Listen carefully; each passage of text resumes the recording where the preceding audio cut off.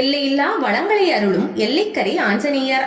பூலோக வைகுண்டம் என்று போற்றப்படும் ராமபிரானின் குலதெய்வமான அரங்கநாத சுவாமி வீற்றிருக்கும் திருவரங்கத்திற்கும் பஞ்சபூத தலங்களில் ஒன்றான நீருக்கும் உரிய தலமும் தேவார பாடல் பெற்ற தலங்களில் சோழநாடு காவிரி வடக்கரை தலங்களில் அமைந்துள்ள 60வது சிவஸ்தலமான ஜம்புகேஸ்வரர் கோவில் கொண்டிருக்கும் திருவானைக்காவல் என்கின்ற இரு ஊர்களுக்குள் எல்லை பிரச்சனை ஏற்பட்டது.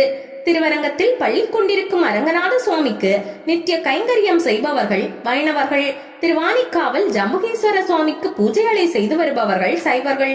இந்த எல்லை பிரச்சனை நாட்கள் செல்ல செல்ல சைவ வைணவ சமயம் பிரச்சனையாக உருவெடுத்தது. இந்த இரண்டு பகுதிகளும் அப்போது ஆட்சி செய்த விஜயநகர பேரரசரான கிருஷ்ணதேவராயரின் கட்டுப்பாட்டிற்குள் இருந்தது. இந்த பிரச்சனை நாளுக்கு நாள் அதிகமானது.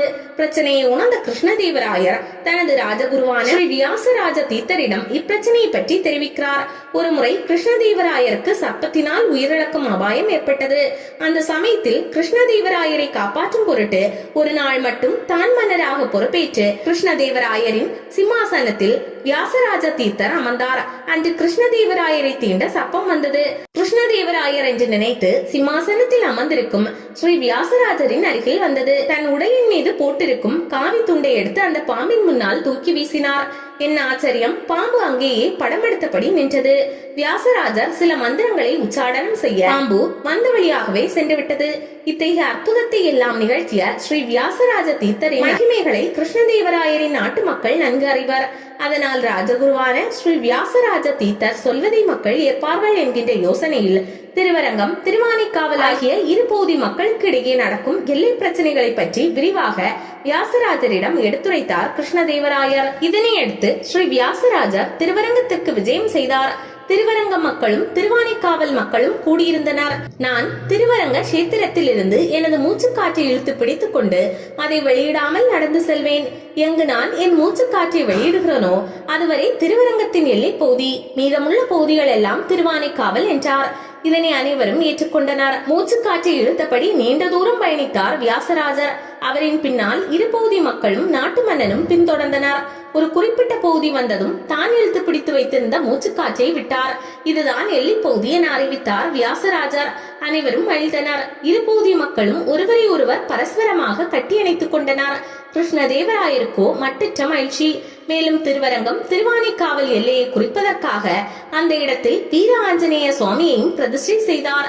விஜயராஜ தீர்த்தர் எல்லையில் இந்த ஆஞ்சநேய சுவாமி இருப்பதால் அன்று முதல் எல்லைக்கரை ஆஞ்சநேயர் என்ற பெயரும் உருவாயிற்று.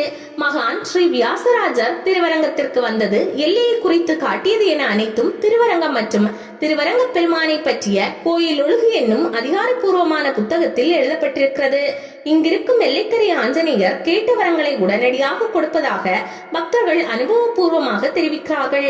குறிப்பாக சித்த பிரம்மை பிடித்தவர்கள் அல்லது பயந்த சுபாவம் கொண்டவர்களுக்கு வீர ஆஞ்சநேயர் என்னும் பெயருக்கு ஏற்றார் போலவே அவர்களுக்கு தைரியத்தை அருள்கிறார். அனுமன் ஜெயந்தி அன்று விசேஷ அபிஷேகம் மற்றும் ஆராதனைகள் நடைபெறும்.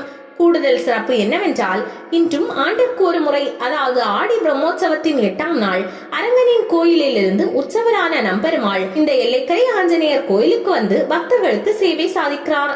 திருவரங்கமாம் ஸ்ரீரங்கத்திற்கு சென்றால் எல்லையில்லா அருள் கிடைக்க கண்டிப்பாக எல்லைக்கரை ஆஞ்சநேயரையும் தரிசித்து வாருங்கள். கோவில் திறந்திருக்கும் நேரம் காலை 6:30 மணி முதல் 10:30 வரையிலும், மாலை 5 மணி முதல் 8 மணி வரையிலும். எப்படி செல்வது?